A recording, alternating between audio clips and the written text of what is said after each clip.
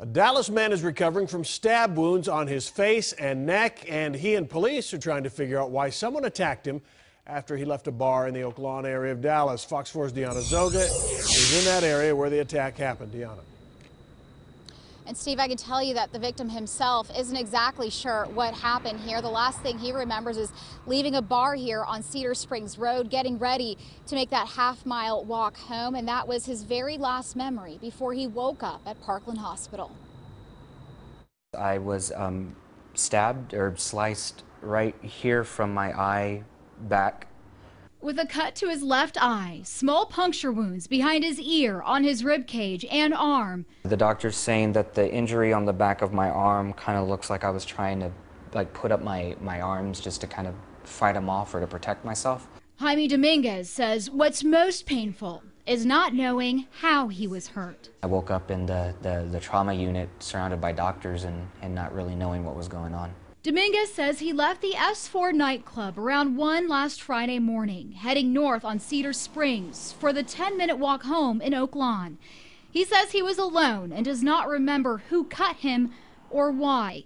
The back of his head is sore, but he's not sure if he was knocked out. It's swollen, it's sore, and I can't definitively say if I was hit or if that's just kind of where I passed out and before I was found. Dominguez was not robbed. He says his wallet still had cash in it and no cards are missing.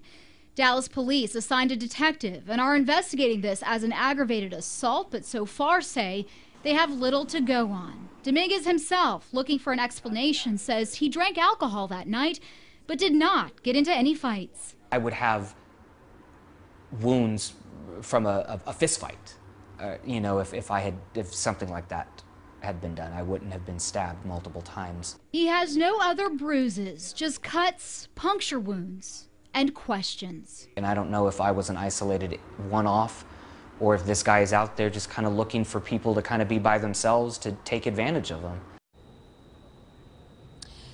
Now, he does say that when he woke up in the hospital, he realized his phone was missing. He doesn't know if he dropped it or if someone took it from him.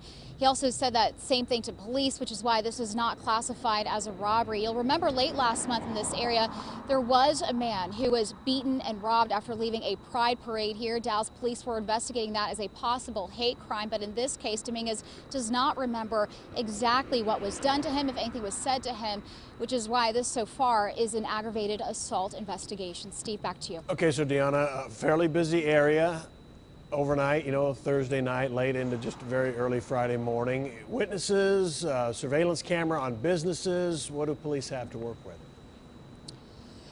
You know, you would think that there would be some witnesses or some video out there. I did go up and down the street here just looking for anyone who saw anything and checking with some of the businesses to see if they could check their surveillance footage here. Some said that they had surveillance cameras, but that didn't necessarily focus in on the street. So at this point, no surveillance video that we're aware of, nothing that police are aware of yet either. And Dominguez hopes that someone out there who's watching this story now maybe saw something and can call Dallas police with any information. Back to you, Steve. Okay, Deanna Zoga live tonight in Oak Lawn. Thanks.